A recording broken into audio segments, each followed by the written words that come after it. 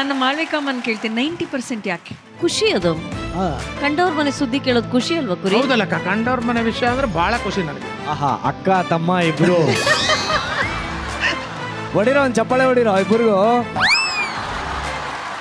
So next ಪ್ರಶ್ನೆ, survey ಪ್ರಕಾರ ಎಷ್ಟು ಜನ ಹೆಣ್ಮಕ್ಳು ಮದ್ವೆಗಳಿಗೆ ಕಂಡೋರು ಉಟ್ಕೊಂಡಿರೋ ಸೀರೆ ಒಡವೆ ನೋಡಕ್ಕೆ ಅಂತ ಹೋಗ್ತಾರೆ? Option A 30, option B 50, option C 60, option D 80. Abhijit sir ಹೇಳಿ ಸರ್. 50%. 50%. ಸರ್ ನಿಮ್ ಪ್ರಕಾರ? 80. ಓಕೆ, ನೋಡೇ ಬಿಡೋಣ ಉತ್ತರ ಏನು ಅಂತ.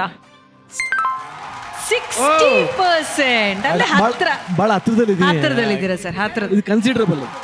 ಪ್ರಶ್ನೆ 3, ಸರ್ವೆ ಪ್ರಕಾರ ಎಷ್ಟು ಜನ ಗಂಡ್ ಮಕ್ಕಳಿಗೆ ಮದುವೆ ಆದ್ಮೇಲೆ ಹೆಂಡತಿಗಿಂತ ಹೆಂಡತಿ ಫ್ರೆಂಡ್ಸ್ ಇಷ್ಟ ಆಗ್ತಾರೆ?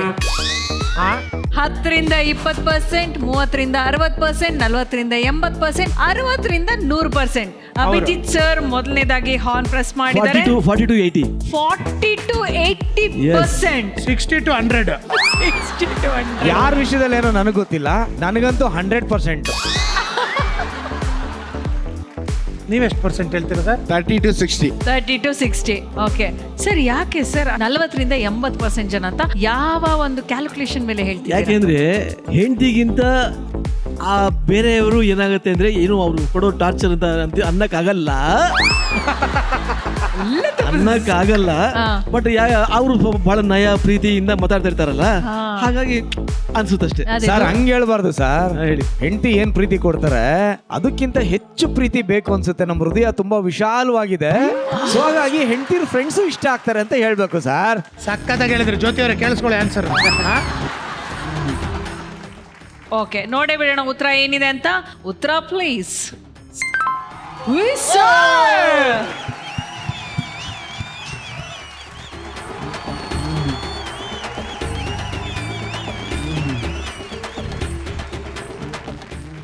ಹೆಂಗೆ ಸರ್ ಇಷ್ಟು ಕರೆಕ್ಟಾಗಿ ಹೇಳಿದ್ರಲ್ಲ?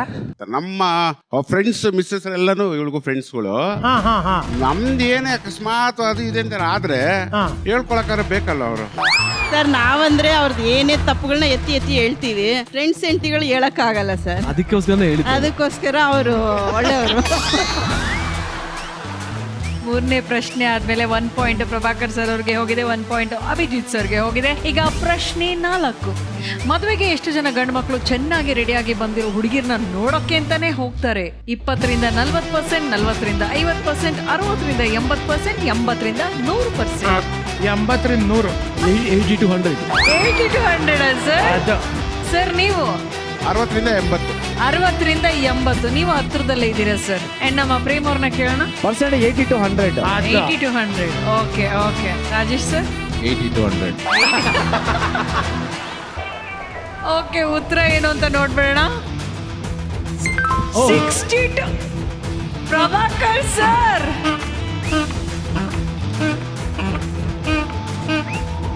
ಯಾಕೋ ಇತ್ತೀಚೆಗೆ ಗಂಡು ಮಕ್ಕಳು ಸರಿ ಇಲ್ಲ ಸರ್.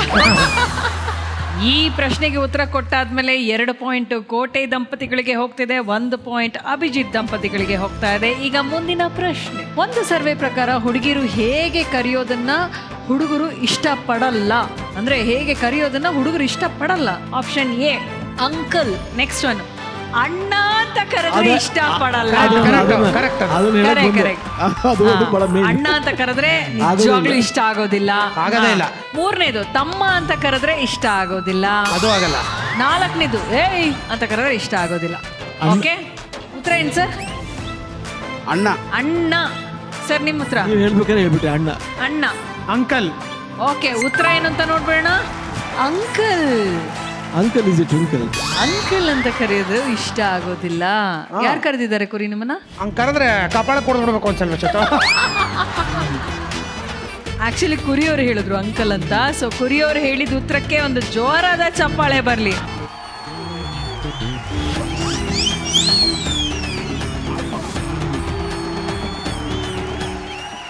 ಓಕೆ, ನಮ್ಮ ಎಲ್ಲಾ ಪ್ರಶ್ನೆಗಳು ಮುಗಿದಿದೆ. 2 ಜೋಡಿಗಳು ಅದ್ಭುತವಾಗಿ ಪರ್ಫಾರ್ಮ್ ಮಾಡಿದ್ದಾರೆ, ಆಟವನ್ನ ಆಡಿದ್ದಾರೆ. ಸೊ ಈ ಒಂದು ರೌಂಡ್ ನಲ್ಲಿ ಕೋಟೆ ಪ್ರಭಾಕರ್ ಸರ್ ಅವರು 2 ಪಾಯಿಂಟ್ಗಳನ್ನ ತಗೊಂಡಿದ್ದಾರೆ, ಅಭಿಜಿತ್ ಸರ್ ಅವರು 1 ಪಾಯಿಂಟ್ ನ ತಗೊಂಡಿದ್ದಾರೆ.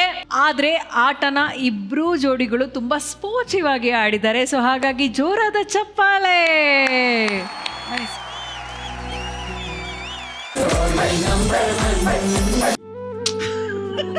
This is one favorite dialogue, man. Seriously. Super answer, sir. ಎಷ್ಟು ಮನಸ್ಸಿಂದ ಹೇಳ್ತಾರೋ ಪ್ರತಿ ಸಲನು. ಸೀಸನ್ 1 ಇಂದನೂ ಇದನ್ನ ಹೇಳ್ತಾ ಬಂದಿದ್ದಾರೆ. ಅಂಡ್ ದಟ್ ರಿಯಲಿ ಇನ್ಸ್ಪೈರ್ಸ್, ಗೊತ್ತಾ? ಬಿಗಿನಿಂಗ್ ಇಂದನೂ ಯಾರು ನೋಡ್ತಾ ಬಂದಿದ್ದಾರೋ ಅವ್ರಿಗೆ ಈ ಮಾತು ನೀಟಾಗಿ ಕರೆಕ್ಟಾಗಿ ಗೊತ್ತಾಗುತ್ತೆ. ಹೌದು, ದಟ್ ಇಸ್ ಕರೆಕ್ಟ್. ನನ್ನ ಬಿಕಾಸ್ ಈ ರಾಜೇಶ್ ಐ ಥಿಂಕ್ 25 ವರ್ಷಗಳ ಕೆಳಗೆ ನನಗೆ ಅವರು ಒಂದು ರೀತಿ ಡೈರೆಕ್ಟ್ ಮಾಡಿದವರು ಅವರು. ಹಾಗಾಗಿ ಅವತ್ತಿನ ಇದ್ದ ಸ್ಪೀಡೇ ಇವತ್ತು ಕೂಡ ನನ್ನಲ್ಲಿ ಉಳ್ಕೊಂಡಿದೆ. Yes sir. ಪ್ರೇಮ್ ಕೂಡ ನಾನು ಜೋಡಿ ನಂಬರ್ 1 ಬಂದಾಗ ನೋಡಿ ನನ್ನ ಇದನ್ನ ಅವ್ರು ಹೇಳ್ತಾ ಇರ್ತಾರಲ್ಲ ಕರೆಕ್ಟ್. ಅವ್ರ ಪ್ರತಿ ಭಾಷಣ ನಾನು ಕೇಳ್ತಾ ಇರ್ತೀನಿ. ಹಸಿವು ನನ್ನಲ್ಲಿದೆ, ಹಸಿವು ಈ ಕ್ಷಣವೂ ಇದೆ, ನನಗೆ ಭಾರಿ ಇದೆ ಹಸಿವು. ಇನ್ನು ಒಂದು 10% ಫುಲ್ ಆಗಿಲ್ಲ, ಇನ್ನು 90% ಇದೆ. Let's see. ಪ್ರೇಮ್ ಅವರೇ, ನಿಮ್ಮ ಉತ್ತರ ಲಕ್ಷಾಂತರ ಜನರ ಪ್ರಶ್ನೆಗಳಿಗೆ ಒಂದೇ ಉತ್ತರ, ಅದು ಹಸಿವು. ಯಾಕೇನೋ ಆಗ್ತಾ ಇಲ್ಲ ಲೈಫಲ್ಲಿ, ನಮ್ಗೇನೋ ಒಳ್ಳೇದಾಗ್ತಾ ಇಲ್ಲ, ನಮ್ ಜೊತೆಲಿದ್ದವನೇನೋ ಆಗೋದಾ, ನಿನ್ನೆ ಮೊನ್ನೆ ಬಂದವನೇನೋ ಆಗೋದಾ, ಯಾವನ್ಗೇನು ಯೋಗ್ಯತೆನೇ ಇಲ್ಲ ಅವನೇನೇನೋ ಆಗೋದಾ, ನನ್ಗೆ ಯಾಕೆ ಇನ್ನು ಏನೋ ಆಗ್ತಾ ಇಲ್ಲ ಅನ್ಕೊಳ್ತಾರಲ್ಲ ಸರ್, ಅವ್ರಿಗೆ ನಿಮ್ಮ ಈ ಉತ್ತರ, ಅವ್ರ ಪ್ರಶ್ನೆಗಳಿಗೆ ನೀವು ಕೊಟ್ಟಂತದೇ ಉತ್ತರ, ಹಸಿವು. ಹಸಿವು ಅನ್ನೋದಿಲ್ಲ ಅಂದ್ರೆ ಏನೂ ಆಗಲ್ಲ. Thank you so sweet, thank you.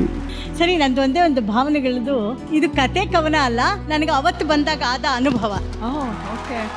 ಮೋಹಕ ಮಾತಿನ ಮಾಳವಿಕ, ಚಂದದ ಪ್ರೇಮ್ ಹಾಗೂ ಶ್ವೇತಾಂಬರಿ ಶ್ವೇತಾ ಇವರ ನೇತೃತ್ವದಲ್ಲಿ ಪ್ರಾರಂಭವಾದ 2022ರ ಮೊದಲ ಜೋಡಿ ನಂಬರ್ 1ನ ಆ ಹೊಸಿಲಿನಲ್ಲಿ ಕಾಲಿಟ್ಟಾಗ ನಿಜಕ್ಕೂ ದಿಗ್ಭ್ರಮೆಗಾಗಿತ್ತು. ನಿಜ, ಜಗ ಮುಗಿಸುವ ದೀಪಗಳು, ಭವ್ಯವಾದ ಸೆಟ್ಗಳು, ಶಾರದೆಯೇ ನಗುನಗುತ್ತಾ ಆಹ್ವಾನಿಸಿದಳೇನೋ ಎಂಬ ಆನಂದ, ಕಾತರತೆಯಿಂದ ವೇದಿಕೆ ಮೆಟ್ಟಿದಾಗ ಅಭೂತಪೂರ್ವ ಅನುಭವ, ಎಂದು ಕಂಡರಿಯದ ಸಂಭ್ರಮ, ಸಡಗರ. ಆ ಬಣ್ಣ ಬಣ್ಣದ ದಿನಗಳಲ್ಲಿ ನವಿಲಿನಂತೆ ರೆಕ್ಕೆ ಬಿಚ್ಚಿ ನರ್ತಿಸಿ ಹಾಡಿ ಕುಣಿದು ನಲಿದು ಸಂಭ್ರಮಿಸಿದ ಜೋಡಿಗಳು ನಾವು.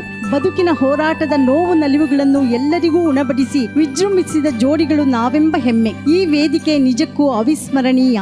ಬಂಧು ಬಾಂಧವರಂತೆ ಕಂಡ ಇವರೆಲ್ಲರ ಸಮ್ಮುಖದಲ್ಲಿ ಗೆಲುವಿನ ಕೀರ್ತಿ ತೊಡಿಸಿ ಆನಂದಿಸಿದ ಜಿ, ನಾವೆಂದೂ ಮರೆಯದ ಜಿ, ಎಂದಿಗೂ ನಿಲ್ಲದ ಜಿ ಕನ್ನಡ. ಈ ಜೋಡಿ ನಂಬರ್ 1 ನಿರಂತರ ನಿತ್ಯ ನೂತನವಾಗಲಿ. ಎಲ್ಲಾ ಜೋಡಿಗಳಿಗೂ all the best. Thank you so much.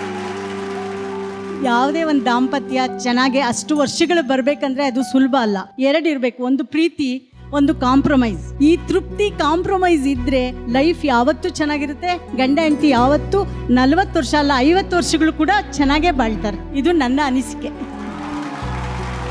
S ಮಾಳ್ವಿಕಮ್ಮ, ತುಂಬಾ ಖುಷಿ ಆಯ್ತು ನೀವಿಬ್ಬರು ನೋಡಿ. ಹೊಸ ಉತ್ಸಾಹ ನಮಗ್ ಬಂದ್ಬಿಡುತ್ತೆ. ತುಂಬಾ ನಿಮಗೆ ತಲೆಬಾಗಿ ನಮಸ್ಕರಿಸ್ತೀವಿ. ಬಹಳ ಬಹಳ ಉತ್ತಮವಾದ ಕಲಾ. ರೋಹಿಣಿ ಅವ್ರ ಲವಲವಿಕೆ ನಿಮ್ಗೊಂಥರ ಭೂಷಣ ಇದ್ದ ಹಾಗೆ. ಮಕ್ಕಳೆಲ್ಲ ಚೆನ್ನಾಗಿದಾರ? ಮಕ್ಕಳು ಮೊಮ್ಮಕ್ಕಳು ಎಲ್ಲ ಚೆನ್ನಾಗಿದ್ದಾರೆ.